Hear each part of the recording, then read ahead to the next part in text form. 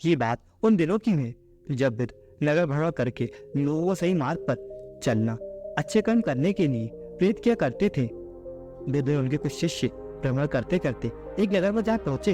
वे नगर बहुत सुंदर था। नगर के प्रधान ने बड़ी खुशी से बुद्ध का स्वागत किया, उनके लिए भोजन का प्रबंध किया। उसी नगर में एक पहलवान रहता था जिसे अपनी शक्तियों का बेहद घमंड था। वे अक्सर अपनी ताकत का प्रयोग करके नगर के लोगों को सताया करता था। जब उसने सुना कि बुद्ध स्वयं आए हैं तो वह भी बुद्ध के संग में जा पहुंचा।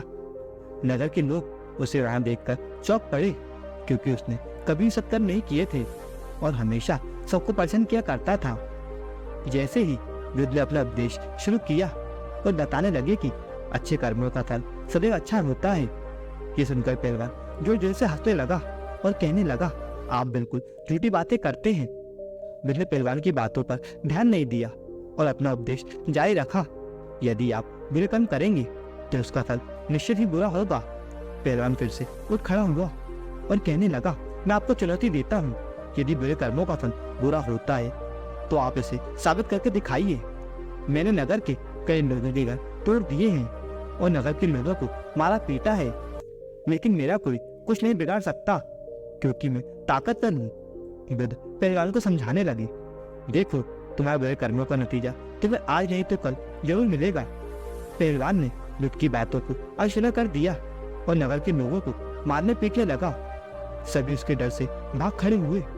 वे बुद्ध का अपमान करके वहां से चला गया। बुद्ध ने उसे कोई प्रतिक्रिया नहीं दी। बुद्ध अपना उपदेश खत्म किए बिना ही नगर से निकल गए। कई सालों बाद जब एक बार फिर बुद्ध का उस नगर में आना हुआ तो उन्हें वे पहलवान अच्छी तरह से याद था। नगर में पहुंचते ही उन्होंने सबसे पहले उस पहलवान के बारे में पूछा। तब नगर के लोगों ने एक झोपड़ी की ओर इशारा करते हुए कहा कि यो पहलवान वहां रहता है। बुद्ध जैसे ही झोपड़ी की ओर बढ़े तो उन्हें रोने की आवाज सुनाई दे रही थी। जो झोपड़ी के अंदर उस पहलवान के पास गए तो देखा कि जो दर्द के मारे चिल्ला रहा है और पानी पानी की आवाज लगा रहा है। उसके आसपास कोई भी ऐसी चीज नहीं है जो उसे पानी पिला सके। बुद्ध ने पास में रखे हुए घड़े से पानी निकाला और पहलवान को पानी पिलाया। जैसे ही उसके मुंह में पानी की एक बूंद गई, वह आंखें खोलकर बैठ गया और बुद्ध को अपने सामने देखकर चकित हो गया। उसने हाथ जोड़कर कहा, प्रभु, आप यहाँ इस पापी के पास क्या कर रहे हैं? मैंने आपका बड़ा अपमान किया था और आप मुझे पानी पिला रहे हैं। बुद्ध ने उसे शांत कराया और पूछा, बताओ तुम्हें क्या हुआ है? पहलवान ने बताना शुरू किया, अचानक आए तूफान से मेरा घर बुरी तरह से टूट गया था और मैं झोपड़ी में रहने को मजबूर हूँ। मेरी पत्नी ने जब देखा कि मेरे पास रहने को घर तक नहीं है तो बच्चों को लेकर अपने पिता के घर चली गई। इतना कहकर पहलवान रोने लगा। वो कहने लगा कि आज मेरा कोई अपना नहीं है। इन्हीं सब चिंता के कारण उसे भयंकर बीमारी ने घेर लिया है और अब चल फिर भी नहीं सकता। यह पानी पानी चिल्लाता रहता है, लेकिन नगर का कोई व्यक्ति उसे पानी नहीं पिलाता, क्योंकि उसने नगर के सभी लोगों को बहुत परेशान किया है। बुद्ध ने पहलवान के हाल को देखा और कहा, देखो, बुरे कर्मों का नतीजा हमेशा बुरा ही होता है। जब तुम स्वस्थ और जवान थे तब तुमने अपनी शक्तियों का गलत प्रयोग किया और लोगों का ध्यान तोड़कर उन्हें परेशान किया। मेरा किसी वजह से मारा पीटा, उनके हाथ पैर तोड़ दिए। आज तुम्हें तुम्हारे कर्मों का फल मिल रहा है। तुम्हारा घर भी टूट गया और तुम्हारे हाथ पैर भी काम नहीं कर रहे हैं। पहलवान ने बुद्ध से पूछना आरंभ किया, प्रभु, कर्म क्या होता है? बुद्ध ने बताया, हमारे द्वारा किया गया काम ही हमारा कर्म है। कर्म दो तरह के होते हैं, सत्कर्म और दुष्कर्म। सत्कर्म वो होते हैं जब हम कोई भी कार्य करते हैं तो उससे विफल होना होता है और उसका परिणाम सकारात्मक आता है, जबकि दुष्कर्म में भलाई नहीं होती, ये दूसरों को परेशान करने के लिए होता है। किंतु दुष्कर्म का नतीजा हमेशा नकारात्मक होता है। प्रकृति ने मनुष्य को सोचने समझने की बुद्धि दी है।